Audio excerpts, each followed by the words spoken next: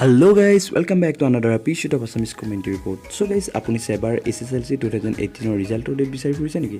হয়, তেনেহলে আপুনি ঠিক ঠাইতে আহি পাইছে।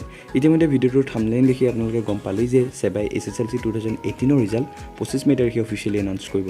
কিন্তু এতিয়ালৈ কোনো ধৰণৰ আপডেট দিয়া নাই। সো আমি এটো 99% ট্ৰু বুলি ধৰিব পাৰো। কিন্তু চিন্তা কৰিব নালাগে, অহা 2 দিনতে এই ডেটটো অফিচিয়ালি ঘোষণা কৰিব। ইতিমধ্যে কেইবাটাও ৱেবছাইটে নিজৰ ৱেবছাইটত এই ডেটটো পাবলিছ কৰিছে।